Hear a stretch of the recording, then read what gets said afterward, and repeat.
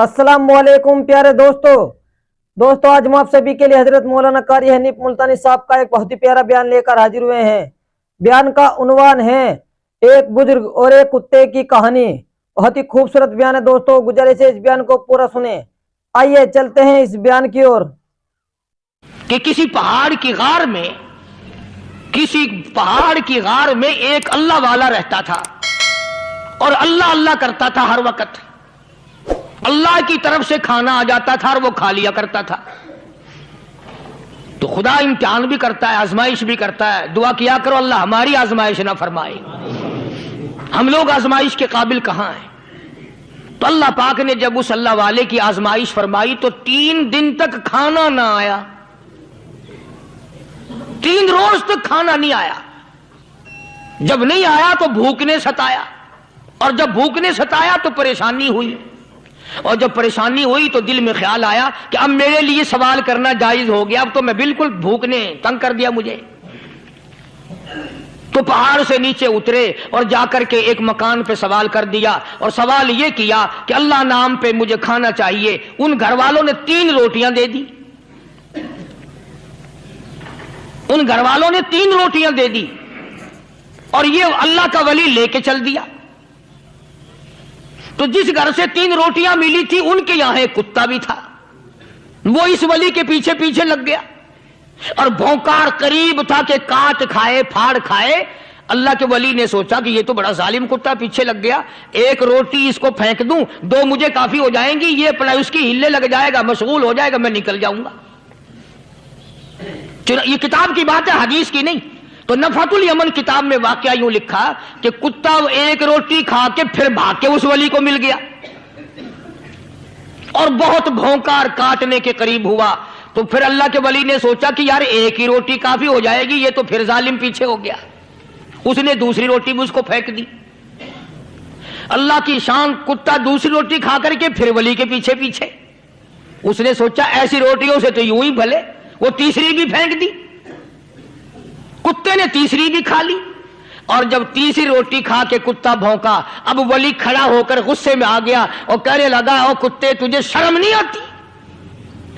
अरबी का लफ्ज है वाह मादीमुल हया, और बेगैरत कमीने, तेरे मालिक ने 3 रोटियां दी थी, जिस दरवाजे पे तू रहता तीनों खा ली, फिर भी भौंकता है। 3 रोटियां मैंने तुझे दे दी, फिर भी भौंक रहा है।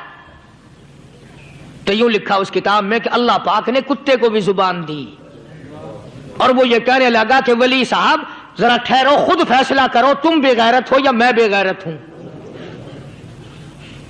फैसला जनाब करें, मैं कुत्ता हूं, आप वली हैं। जन्नत के खाने खाए, अरे 3 दिन ना मिला तो आदमी के दरवाजे पे आके माथा घिसाया, झोली फैलाई, भीख मांगी, मुझसे कसम ले लो मैं कुत्ता हूं। कई मर्तबा 8 दिन टुकड़ा नहीं मिलता, कसम ले लो इस दरवाजे के सिवा कभी किसी दूसरे दरवाजे पे नहीं गया मैं।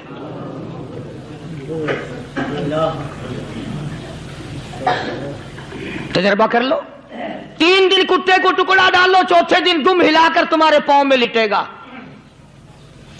सारी उम्र गुजर गई उस मालिक का दिया हुआ खाते हुए पीते हुए, आज भी तुझे उस मालिक का दरवाजा समझ नहीं आया।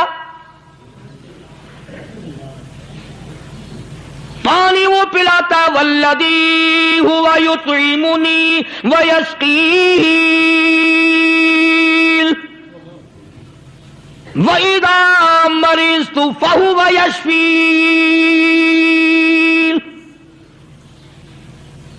कितना खिलाता है, कितने आला दर्जे के खाने खिलाता है, तरह तरह के खाने खिलाता है। पाला उसने, संभाला उसने, जिंदगी उसने दी, औलाद उसने दी, खूबसूरत बीवी उसने दी, गराबाद उसने किया। थोड़ी सी परेशानी आ गई, अब जाके कब्र के सामने झुका खड़ा है, उस मालिक से मेरा काम नहीं चला, और 4 गज जमीन में पड़ने वाले, तू मेरी हाजत रवाई कर दे।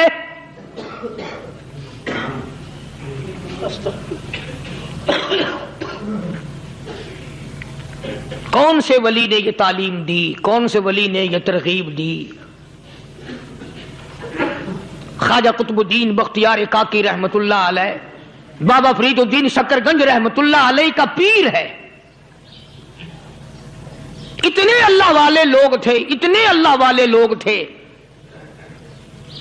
خواجہ قطب الدین بختیار کاکی رحمت اللہ علیہ کا آخری وقت دلی شہر میں آ گیا. نہ دولت تھی، نہ کوٹھی تھی، نہ بنگلہ تھا، فقیری. ہائے ہائے، عجیب بادشاہت ہوتی ہے ان لوگوں کی. بادشاہ ان کے دروازوں پہ آیا کرتے تھے. خواجہ ابو الحسن خرقانی رحمت اللہ علیہ بزرگ گزرے ہیں. محمود غزنوی کا زمانہ ہے.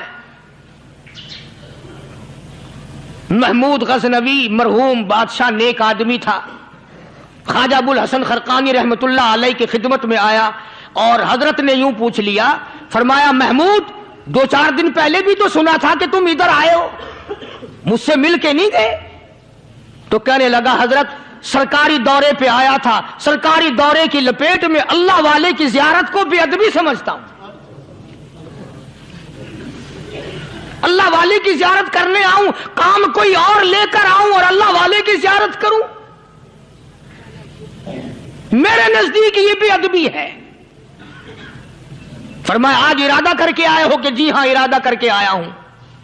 باتیں ہوتی رہی. محمود کہنے لگا حضرت آج بہت بڑا کام لے کر آیا ہوں، دعا فرماؤ. سومناتھ کے مندر پہ حملے کا ارادہ ہے.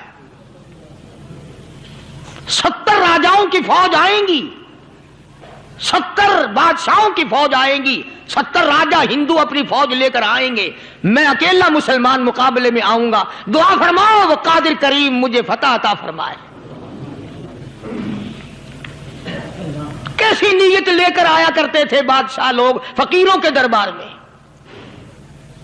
آج تو اگر کسی ولی کے پاس بھی جاؤ گے، میں نے مولانا عبید اللہ انور مدذلو سے پچھلے دنوں عرض کر دیا، میں نے کہا حضرت آپ اپنے گھر میں ہی رہتے ہیں، باہر نہیں نکلتے، کئی دن لوگوں کو نیکی ملے گی، زیارت ہوگی. تو فرمانے لگے قاری صاحب آپ کو کیا پتا ہے، بس اسی کام کے لیے لوگ آتے ہیں. ہماری اینٹ پڑ دو، ہم نے مکان بنانا ہے، ہمیں دکان کا تعویذ دے دو، ہمارے پیچھے دشمن لگ گیا، ہمارا مقدمہ ہو گیا. اور یوں تو کہنے کوئی بھی نہیں آتا، دعا کر دو اللہ میری قبر میں بھلائی فرما دے.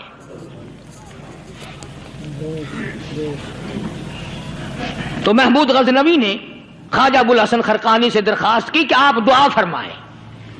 اللہ والے نے دعا بھی فرمائی اور اپنا مسلح دے دیا.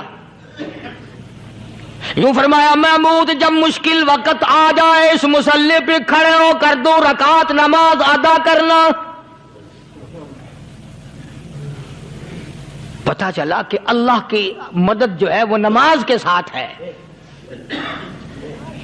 میں تمہیں بھی بتاتا ہوں، ولی تو میں نہیں. جب بھی کوئی پریشانی آئے، جب بھی کوئی تکلیف آئے، فرمایا استعینوا بالصبر والصلاۃ،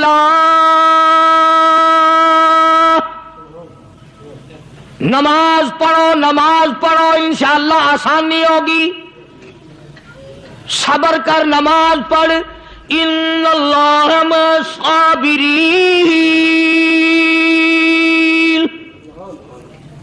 اللہ پاک صبر کرنے والوں کا ساتھی ہے. صبر بھی کرتا جا، نماز بھی ادا کرتا جا. جس سے تیرا بگاڑ ہے یوں بھی سوچتا جا میری طرف سے کوئی ظلم نہ ہو جائے، میں مارا جاؤں گا.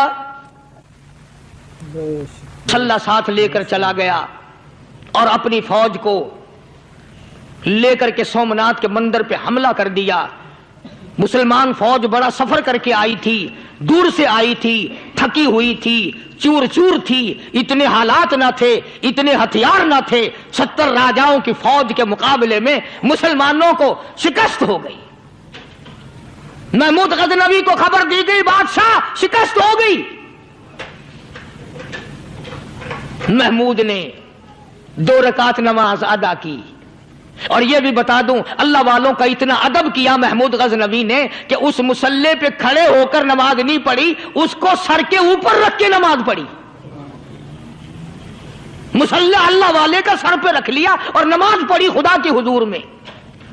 اور پھر سر سجدے میں رکھ دیا. میرے پروردگار بے نیاز خالق و مالک، میں गुनाहगार सही, मैं स्याकार सही, मैं तेरा बंदा हूं और मेरे मौला मुकाबला कुफर से है। हक परस्तों की न की तूने घर दिल जोई नहीं, ताना देंगे बुत के मुस्लिम का खुदा कोई नहीं। और मेरे परवरदिगार आज मुझे जलील ना कर, आज मेरी शिकस्त ना कर, आज मुसलमानों को शिकस्त ना दे। और बेनियाज परवरदिगार काफिर कहेंगे इनका खुदा कहां गया। बस महमूद गजनवी ने अल्लाह के हुजूर में नमाज अदा की और दामन फैलाया और सर सजदे में रखा, वो इत्तला मिली कि शिकस्त फतह में बदल गई। चुनाचे जुमे का खुतबा महमूद गजनवी ने सोमनाथ के मंदिर के अंदर दिया। इस कदर अल्लाह वालों को दिलचस्पी थी इन मामलात से कि कौम के लिए भलाई हो, मुल्क के लिए भलाई हो, अवाम के लिए आखिरत की दुनिया की भलाई मकसूद थी। ख्वाजा कुतुबुद्दीन बख्तियार काकी रहमतुल्लाह अलैह दिल्ली शहर में रहते हैं। बादशाहों का जमाना है। अल्लाह अल्लाह क्या अजीब लोग थे। आज तो अच्छे भले दीनदार तबका नमाज पढ़ाने वालों को नमाज के, गुस्ल के, वुजू के मसाइल मालूम नहीं। दोस्तों ऐसा वक्त था, ऐसा वक्त था, सुल्तान सलाहुद्दीन खिलजी रहमतुल्लाह अलैह को बादशाह होकर अरबी की बहुत बड़ी 4 जिल्दों में किताब है हिदाया बादशाह सलाहुद्दीन खिलजी को जुबान नहीं आता। इतनी बड़ी अजीम किताब जुबान नहीं आती। वो बादशाह भी हुआ करते थे और वली भी होते थे। सुल्तान आलमगीर रहमतुल्लाह अलैह बहुत बड़ा बादशाह होकर, औरंगजेब है, आलमगीर है, इतना बड़ा अजीम बादशाह, मगर हुजूर करीम सल्लल्लाहु अलैहि वसल्लम की 5000 हदीसें पाक इस बादशाह को जुबान नहीं आती। और कुरान का हाफिज था, कुरान का कारी था, कुरान का आलिम था, कुरान का मुफस्सिर था, वली भी था, बादशाह भी था, अल्लाह वाला भी था।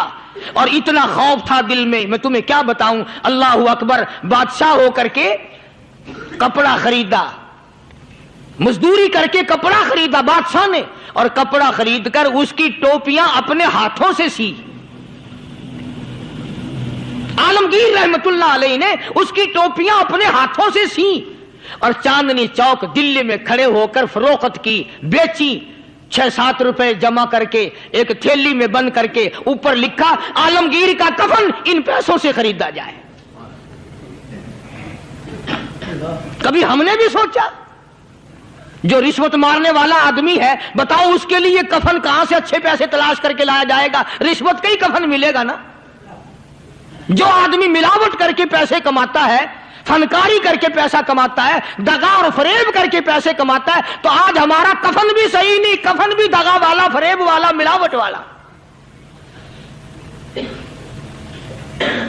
बल्कि तुम तो कहते हो कि आजकल खाने के लिए खालिस कुछ नहीं मिलता। मैं कहता हूं मैयत को गुस्ल देने के लिए पानी खालिस नहीं मिलता। ये जो हम मोटरें नलके लगाते हैं, ये पैसे कौन से हमारे खालिस हैं? जो साबुन मैयत को मल रही है, कौन से पैसों का खरीदा हुआ है? जो खुशबू मैयत को लग रही है, कौन से पैसों की खरीदी हुई है? जो कफन पड़ रहा है, वो कैसे पैसों का कफन है? और मैं आगे बढ़ करके कहता हूं, जो कंधों पे उठाए जा रहे हैं, वो कौन से कुतुब हैं, कौन से अब्दाल हैं? जिसने मैयत को गुस्ल दिया है, कभी मालूम किया कि वो कितना बड़ा नेक आदमी है? ये तो हमारे आखिरी वक्त का हाल है, और इस तरफ किसी का ध्यान नहीं, सोच नहीं, विचार नहीं, कतई तौर पर अंधे हो जाते हैं। ओ मियां ठीक है जो कुछ हो रहा है। अच्छा एक बात अर्ज करूं, अल्लाह तबारक व तआला के यहां जब हम जाएंगे, अगर और सारे मामलात को छोड़ दो, अल्लाह पाक यही पूछ ले कि मियां ये कफन जो पहन के आया ये कैसा है? ये जो कफन पहन के आया ये कैसा? हम क्या जवाब देंगे?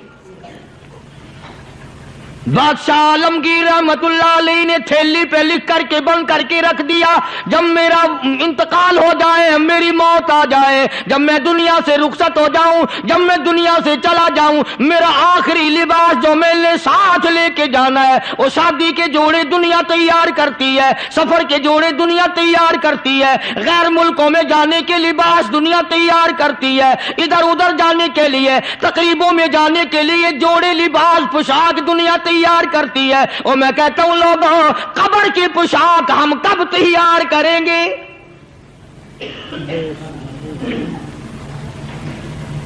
عالمگیر رحمت اللہ علیہ نے خود اپنے کفن کا انتظام کر کے رکھ دیا۔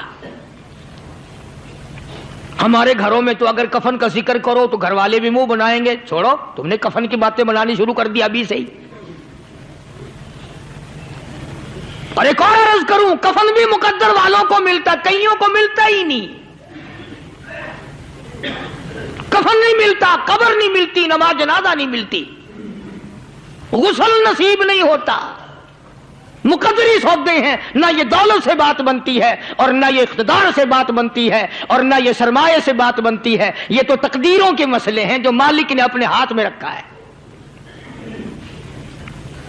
جناب رسول کریم سب قید صلی اللہ علیہ وسلم کے سگے چچا، اللہ غنی جنگ احد ہے،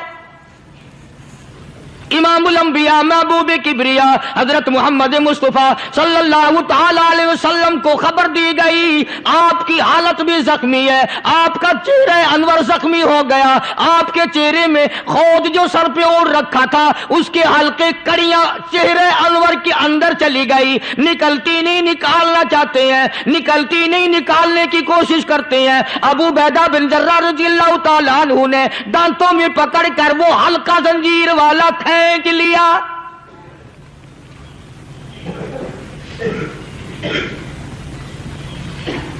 اللہ غنی، ادھر خون کا پھوارا چھوٹا، خون کا پھوارا چھوٹا، اللہ عرش الہی سے آواز آئی، جبریل، پر جھپکنے کے برابر جبریل ساری دنیا کا نظام طے کر سکتا ہے۔ توجہ، اللہ نے آواز دی، جبریل، عرض کیا حضور، فرمایا یاد رکھ اگر میرے محبوب کا خون زمین پہ گر گیا تو پھر تو جبریل کا آئے گا۔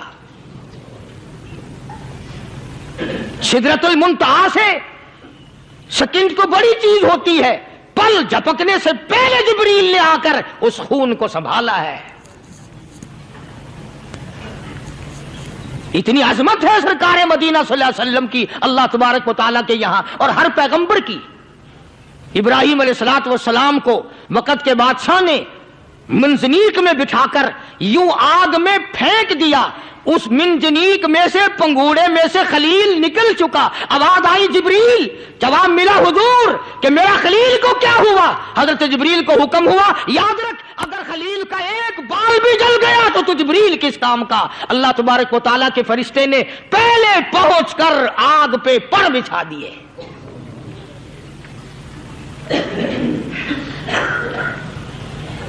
یوسف علیہ السلام کو بھائیوں نے کنویں میں پھینکا۔ اب بتاؤ کنواں کوئی 100-200 گز یا 100-200 میل تو لمبا نہیں ہوتا۔ میں خالق کی بے نیازی تمہیں بتا رہا ہوں، اور اپنے پیغمبروں کی کس طرح حفاظت فرماتے ہیں، سبحان اللہ۔ بھائیوں نے کنویں میں دھکا دیا، جبریل جی یہ کیا ہوا؟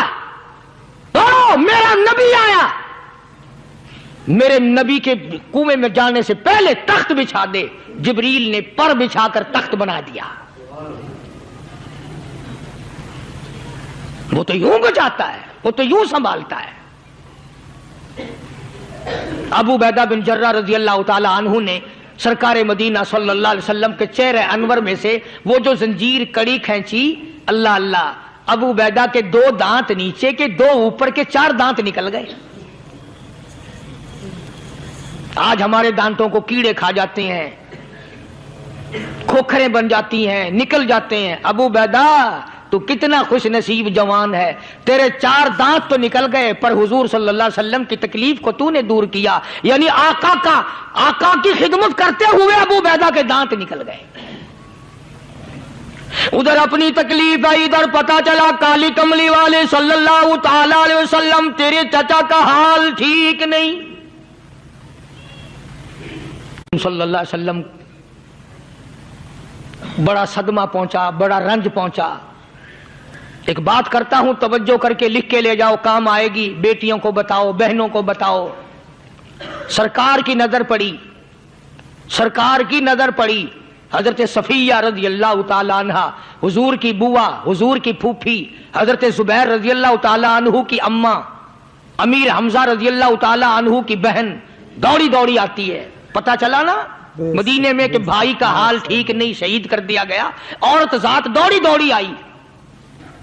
حضور نے فرمایا زبیر کون عورت ہے، جا کے روکو، لاش کا حال ٹھیک نہیں، کپڑے پھاڑے گی، جزا فضا کرے گی، میں نے سنا ہے لاش کا حال ٹھیک نہیں ہے. حضرت زبیر نے آ کے روکا، قریب آ کر پہچان لیا حضرت زبیر کی اماں تھی. انہوں نے کہا اماں اجازت نہیں، آگے نہ جاؤ. حضرت صفیہ عرب کی تکڑی مائی، مارا غصہ زبیر کو، اوپر پھینک دیا. کہنے لگے ہاتھ ایک طرف، میں اپنے بھائی کو دیکھنے نہ جاؤں. زبیر کو تو مکہ مار کے پرے پھینک دیا. اور لوگوں توجہ کرو، غلام آپ بھی بنتے ہیں، غلام میں بھی بنتا ہوں. خدا کی قسم ٹائم پہ غلامی کا پتہ چلتا ہے. پھر زبیر کہنے لگا اماں حضور نے منع فرمایا، آگے نہ جا، حضور نے منع فرمایا. خدا کی قسم ذمہ داری سے کہتا ہوں، علماء نے لکھا ہے حضرت صفیہ نے جو پیر قدم آگے رکھنے کے لیے اٹھایا ہوا تھا وہ آگے نہیں رکھا، پیچھے ہٹ کے رکھا ہے. میرے نبی کے فرمان کے خلاف نہ ہو جائے، میرے نبی کے ارشاد کے خلاف نہ ہو جائے. اگر خلاف ہو گیا تو میں ماری جاؤں گی. اور وہیں رک گئی. کہنے لگی او زبیر بیٹے جاؤ، میرے محبوب سرکار مدینہ صلی اللہ تعالی علیہ وسلم سے جا کے کہو میں نے لاش کا حال سن لیا ہے، مجھے سب کچھ پتا چل گیا ہے. جا کے کہو بے شک میں عورت ہوں لیکن گھبراؤں گی نہیں. جب سے میں نے تیرا کلمہ پڑھا ہے میں نے صبر کرنا بھی سیکھ لیا ہے.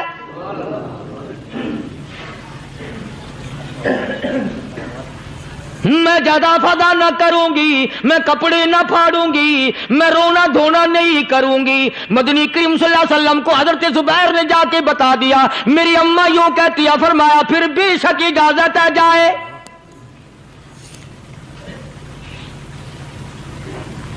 آج کی کوئی مائی ہوتی اتنا حال دیکھ کر بھائی کا نہ جانے ہارٹ فیل ہو جاتا. صفیہ نے آ کے دیکھا اپنے بھائی سیدنا امیر حمزہ کے دونوں کان نہیں، ناک نہیں، لب نہیں، 11 ٹکڑے ہوئے پڑے ہیں. روتی نہیں، گھبراتی نہیں، دڑام سے گرتی نہیں، چہرہ نہیں پیٹتی، ماتم نہیں کرتی. کھڑی ہو گئی، کہنے لگی آ میرے پروردگار میرے بھائی کی قربانی قبول فرما، میرے بھائی کی قربانی کے صدقے میں میرا بھی بیڑا پہاڑ کر دے. اور خبر تو مل گئی تھی نا کہ کپڑے بھی اتار کر لے گئے. بغل میں سے 2 چادریں نکالی ہیں، بغل میں سے 2 چادریں نکالی کہ میرے بھائی کو کفن دے دینا.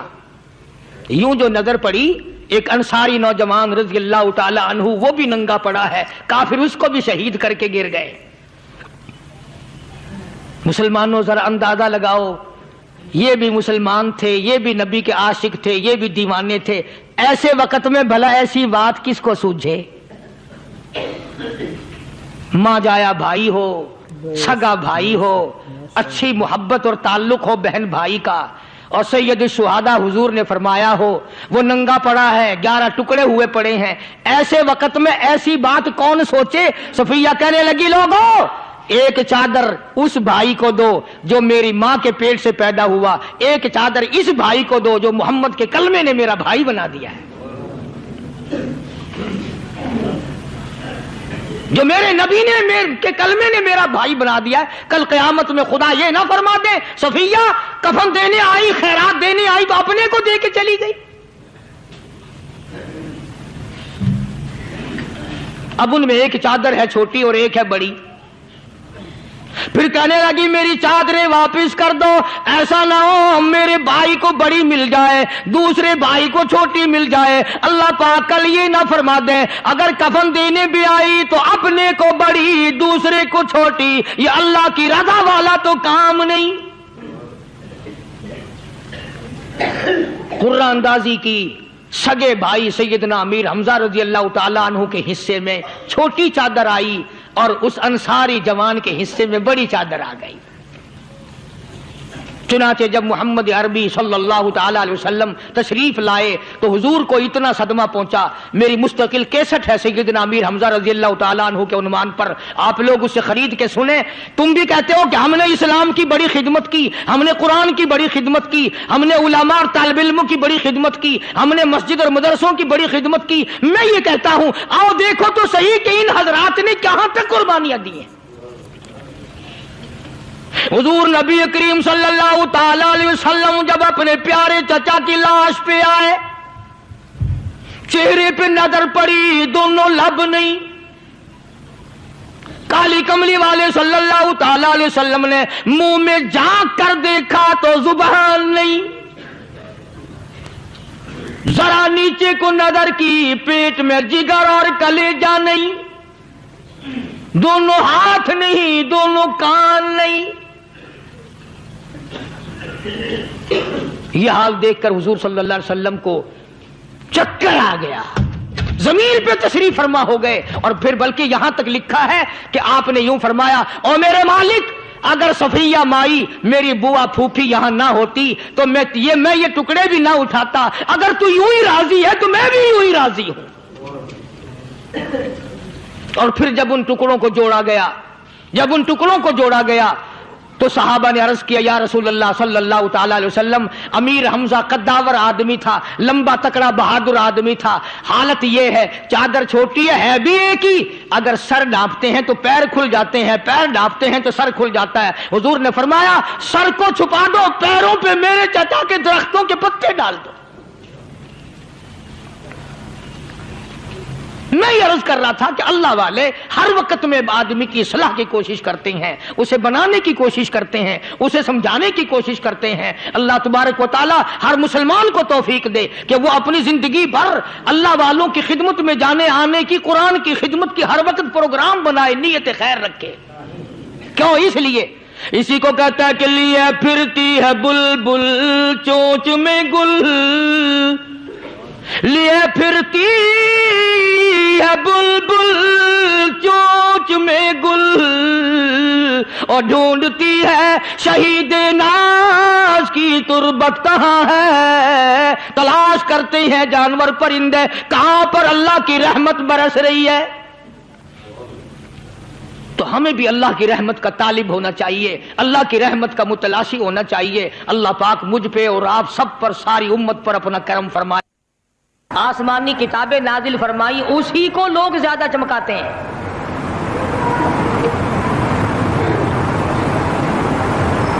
خدا اس بات کو گوارا ہی نہیں کرتا کہ میری طرف سے بغیر میرے اعلان کے کوئی ذرہ برابر اعلان کر سکے۔ وہ کسی قلندر کو، کسی ملنگ کو، کسی کو اختیار نہیں دیتا۔ جن کا خدا جیتا جاگتا حی و قیوم قائم دائم ہے وہ تو ایسا ہے، اور جن کا خدا کبھی پیدا ہوتا ہے کبھی مر جاتا ہے ان کی میں بات نہیں کرتا۔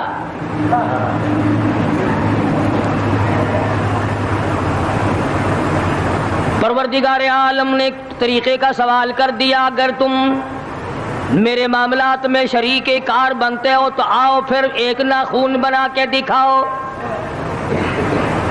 ایک بال بنا کے دکھاؤ، درخت کا ایک پتا بنا کے دکھاؤ، پتھر کا ایک روڑا بنا کے دکھاؤ، مٹی کا ایک ذرہ بنا کے میرے سامنے لاؤ۔ پروردگار عالم نے فرمایا چلو تم سے گائے کیا بنواؤں گا، بھینس کیا بنواؤں گا، بکری کیا بنواؤں گا، زمین و آسمان تم کیا بناؤ گے، چاند سورج ستارے کیا بناؤ گے، انسان تو بنانا تمہارے بس کا کام کہاں ہے۔ لَن يَخْلُقُوا ذُبَابًا، تم مجھے مکھی کا ایک پر بنا کے تو دکھاؤ۔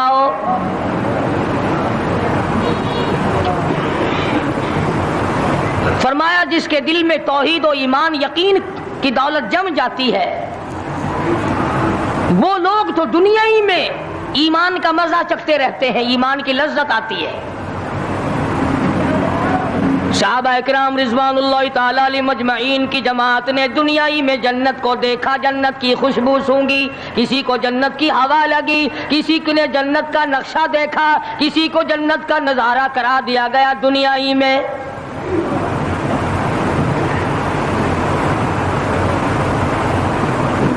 خوش نصیب تھے وہ لوگ جنہوں نے محنت سے اپنی آخرت کو بنایا، اپنی قبر کو بنایا، اپنی تمام تر زندگی میں کبھی بے فکری سے بسر نہ کی، رات کو سوچا، دن کو سوچا، صبح کو خیال کیا، شام کو خیال کیا۔ یہ ناپائیدار زندگی ہے، یہ ختم ہونے والی زندگی ہے، اس لیے مجھے دائمی زندگی کی کچھ تیاری کرنی چاہیے۔ ان لوگوں نے کمائی کی اور محمد کریم صلی اللہ تعالی علیہ وسلم کے ساتھ رہے، دنیا ہی میں ان کو جنت کے مزے آیا کرتے تھے۔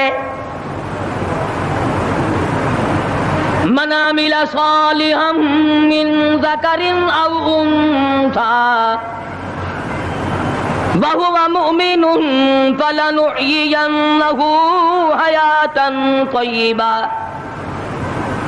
محنت کرنی پڑتی ہے، تکلیف اٹھانی پڑتی ہے، پریشانی جھیلنی پڑتی ہے، جب جا کر کچھ کام بنتا ہے، استقامت کے ساتھ کام بنتا ہے، جہاد فی سبیل اللہ کے ساتھ کام بنتا ہے، گردنیں کٹانے سے کام بنا کرتا ہے، اپنی جانوں کا قیمہ بنوانے سے کام بنا کرتا ہے، پھونک مارنے سے نہ کبھی کام بنا اور نہ آج بن سکتا ہے۔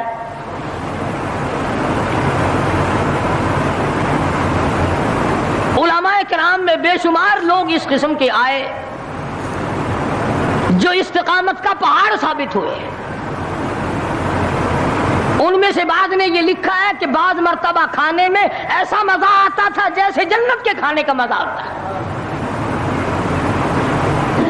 شاہ عبد الرحیم صاحب رائے پوری رحمہ اللہ خدام نے عرض کیا حضرت پورا مہینہ گزر جاتا ہے رمضان المبارک کا، کچھ دو چار نوالے، دو چار لقمے کھا تو لیا کرو۔ وہ فرمانے لگے میں اللہ پاک کا قرآن کریم دن کو پڑھتا ہوں، رات کو پڑھتا ہوں، سارا دن تلاوت کرتا ہوں، ساری رات تلاوت میں لگا رہتا ہوں، اور لوگوں تمہیں کیا معلوم ہے جب میں خدا کا قرآن پڑھتا ہوں میرے منہ میں جنت کے پھلوں کا مزہ آتا رہتا ہے۔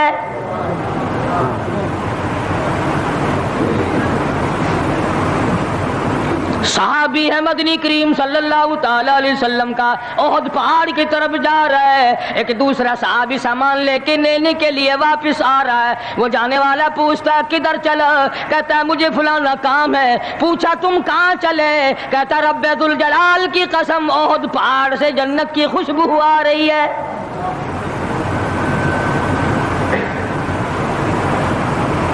تھے یہ لوگ ارادے کے، استقامت اس قدر مضبوط تھی دنیا کی کوئی طاقت ان لوگوں کو نہیں ہلا سکی۔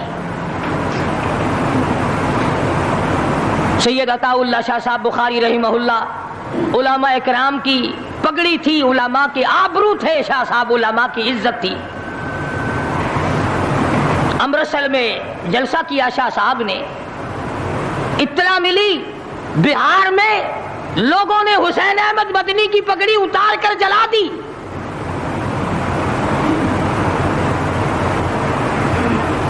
بخاری نے جلسہ کیا، لوگوں نے جستجوانہ نگاہوں سے دیکھا کہ آج بخاری سٹیج پہ ننگے سر کیوں آیا۔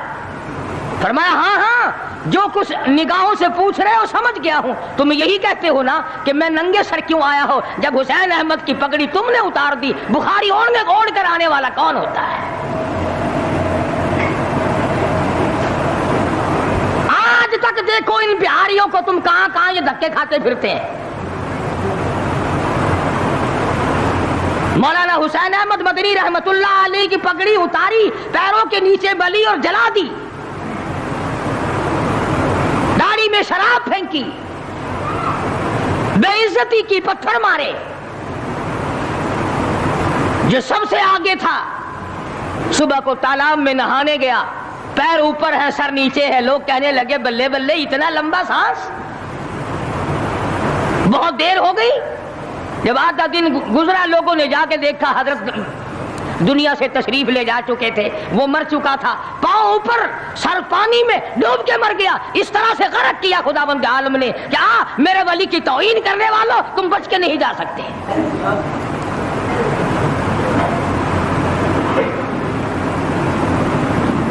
جلندھر کے اسٹیشن پہ مولانا کی توہین کرنے والا یہاں فیصل آباد میں آیا، لوگوں نے اٹھا کر بھٹے کی چمنے میں ڈال کر خاک کر دیا۔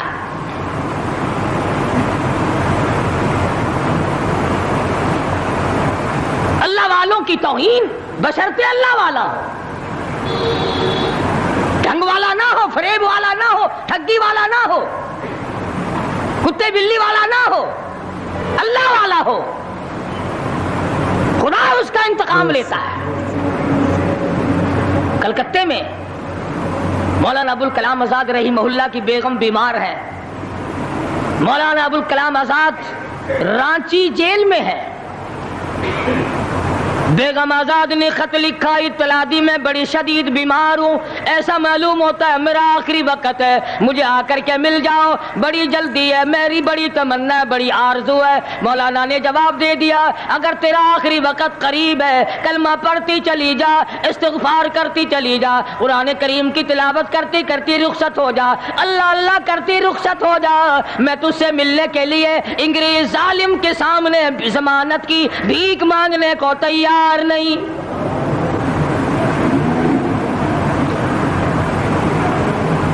آج یہ جو علماء کی توہین کرتے ہیں، کبھی اخباروں میں لکھ کر فلاں مخالف تھا پاکستان کا، تم نے پاکستان کا کون سا کندھا دے رکھا ہے، تم نے پاکستان کا کیا سنوارا، تم نے پاکستان کا کیا بنایا، آدھا پاکستان بیچ کے کھا گئے اور تمہیں پوچھنے والا کوئی نہیں۔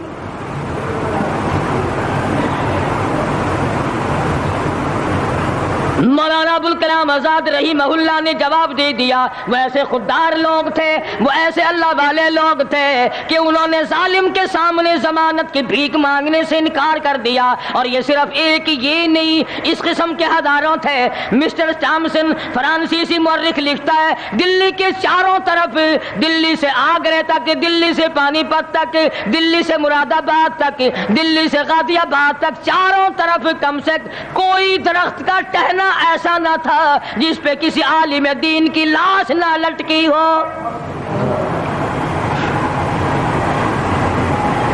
اور چوری کھانے والوں تمہیں کیا پتا ہے، پاکستان کو بھون بھون کر کھانے والوں تمہیں کیا پتا ہے، پاکستان کی قوم کا چمڑا اڈھیڑنے والوں تمہیں کیا معلوم ہے، پاکستان کی آبرو برباد کرنے والوں تمہیں کیا معلوم ہے، پاکستان کی عزت کو تباہ کرنے والوں تمہیں کیا معلوم ہے کہ علماء کرام کا کیا کردار ہے۔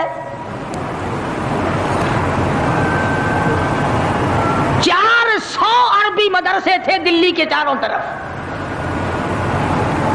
ایک بھی طالب علم باقی نہ رہا، نہ ناظم کو رہا، نہ محتمم رہا، تمام کے تمام پڑھنے والے، پڑھانے والے، اساتذہ بھی، طالب علم بھی، تمام کے تمام انگریز ظالم سے ٹکرا کر شہید ہو گئے۔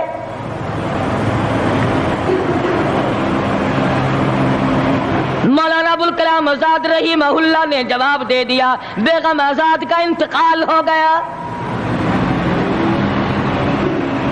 بیگم آزاد کا انتقال ہو گیا۔ مولانا آزاد کی بیوی کا جنازہ کلکتے کی بازاروں سے نکل رہا ہے۔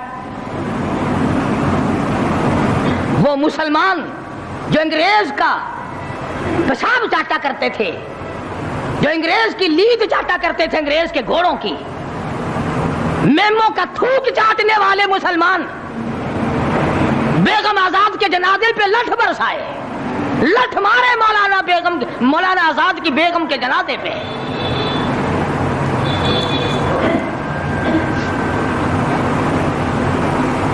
بجائے ایک اللہ والی کے جنازے میں شرکت کرتے۔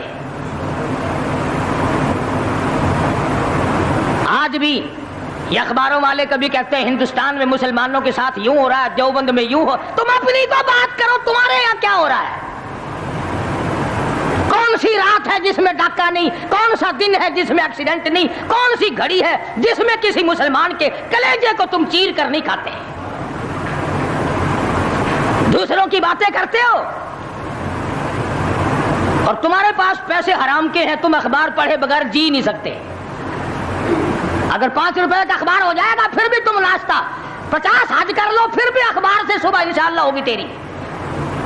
حاجی صاحب صبح قرآن پڑھا کر اخبار قبر میں کام نہیں آئے گا.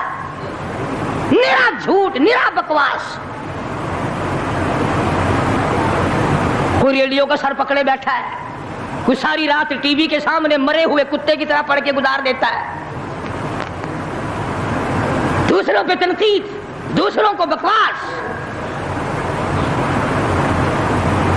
مولانا ابوالکلام آزاد رحمہ اللہ کی بیگم کا جنازہ گزر رہا ہے, لوگوں نے لٹھ مارے, مسلمانوں نے مارے, کلمہ گو نے مارے, مسلمانوں کی آل اولاد نے لٹھ چلایا.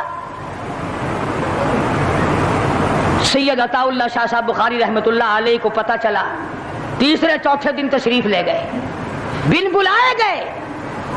وہاں جا کر کے لوگوں کو للکارا, فرمایا لوگوں تم نے اس عفیفہ کے جنازے پہ لٹھ چلایا, تم نے اس سیدہ کے جنازے پہ لٹھ چلایا جس کو بے نقاب تو کیا تم نے کبھی با نقاب بھی نہیں دیکھا. لیڈر کی بیوی تھی, عالم کی بیوی تھی, بہت بڑے سیاستدان کی بیوی تھی. کلکتے کے لوگوں نے مولانا ابوالکلام آزاد کی بیوی کو کبھی بغیر پردے تو کیا پردے میں بھی نہیں دیکھا. آج تو جب تک ساتھ لے کر بازار میں سے گزر نہ جاؤ اس وقت تک لیڈری نہیں چمکتی. کم سے کم پتا تو چلنا چاہیے نا اس کے گھر میں مال کیسا ہے. اور اب تو بلکہ جب نکاح ہوتا ہے تو اسی وقت دلہے دلہن کا اخبار میں فوٹو آتا ہے کہ دلہا کس بہو کا, دلہن کس بہو کی ہے. شرم نہیں آتی مسلمان کہلاتے ہوئے. ادھر کی بارات میں بھی حاجی, ادھر کی بارات میں بھی مسلمان اور نمازی. بھئی یہ کیا حرکتیں ہو, ارے بس لڑکے وڑکے ہیں نا, چھوکرے وکروں کے کام ہے یہ. کیا قیامت میں قبر میں گزارا ہو جائے گا یوں ہی. اللہ پوچھے گا کہ تم کیا کیا بدماشیاں کیا کرتے تھے. جی ہم تو بڑے نیک آدمی تھے, ہمارے لڑکے بڑے حرامی تھے, وہ یوں کیا کرتے تھے. کیسے کام چلنے لگا.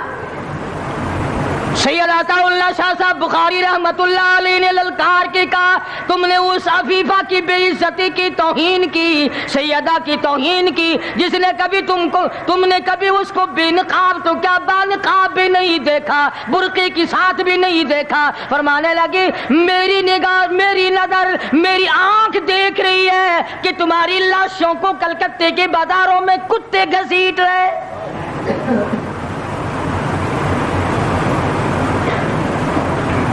ہفتہ نہیں گزرا, 8 دن نہیں گزرے کہ ہندو مسلم فساد ہوا اور مسلمانوں کی لاشوں سے کلکتے کا بازار بھرا. جب مقابلے کا وقت آتا پھر نہیں یہ جاتے. جو سب سے بڑے ایمان کے ٹھیکیدار ہے, اسلام کے ٹھیکیدار ہے, بہت بڑے,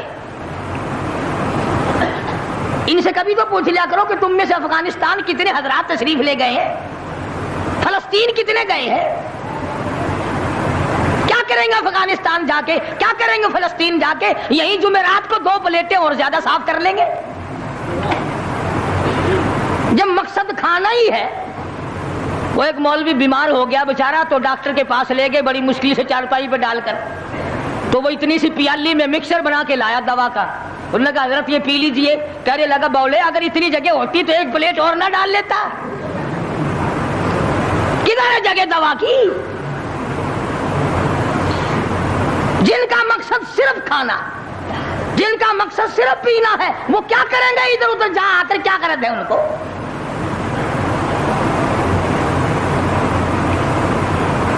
شیخ العربی والا جم حضرت مولانا سید حسین احمد صاحب مدنی رحمت اللہ علیہ جیل میں ہے, انگریز کی مخالفت کرتے ہوئے, دشمنی کرتے ہوئے جیل میں ہے. آپ کو اطلاع دی گئی مولانا تمہاری والدہ انتقال کر کے جنازے پہ آ جاؤ, اماں کا آ کر منہ دیکھ لو, کندھا دے دو, ساری عمر کے لیے تمہاری والدہ کا چہرہ چھپ جائے گا. مولانا نے جواب دیا ایک والدہ کا, ایک بھاوج اور بھابھی کا, بھتیجی اور بہنیں. مولانا مدنی کے جیل میں رہتے رہتے 6 جنازے گھر سے نکلے.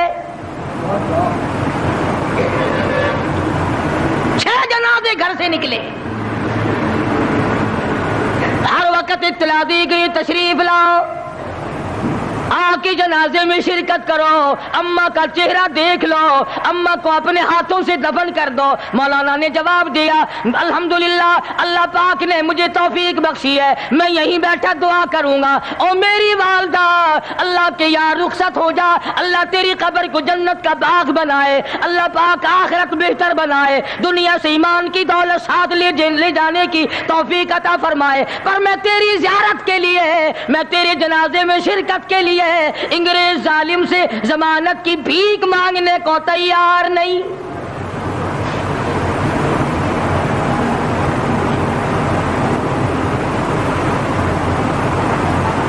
डेढ़ सौ सवा सौ साल उलमाए दीन इंग्रेज जालिम से टकराए, मराठों से टकराए, डोगरों से तमाम इन हिंदुओं से, सिखों से, डोगरा पार्टी जो थी उससे टकराए, तमाम से, शाह इस्माइल शहीद, मौलाना सैयद अहमद बरेलवी रहमतुल्लाह अलैह, इन हजरात ने जिहाद किया और लाखों आदमी इनके साथ होकर शहीद हुआ। आजकल खुद शहीद होने की तौफीक तो है नहीं। माशाअल्लाह, सुभान अल्लाह। तो दोस्तों, कैसा लगा आपको हमारे बयान फरमा रहे थे हजरत मौलाना कारी हनीफ मुल्तानी साहब अपने खूबसूरत आवाज़ और खूबसूरत अंदाज के साथ। अल्लाह ताला हजरत की मगफिरत फरमाए, आमीन। तो आज दोस्तों मिलते हैं। अगर आपको हमारी वीडियो अच्छी लगे तो हमारे इस वीडियो को लाइक और चैनल को सब्सक्राइब जरूर करें और अपने दोस्तों और रिश्तेदारों में एक बार इस बयान को शेयर जरूर करें और हमें कमेंट करके बताएं कि आपको हमारा ये बयान कैसा लगा और कमेंट में माशाअल्लाह जरूर लिखे। तो आज दोस्तों कल फिर मिलते हैं एक नए बयान के साथ। तब तक के लिए आप सभी को अल्लाह हाफिज। अस्सलामु अलैकुम वरहमतुल्लाहि वबरकातुहू।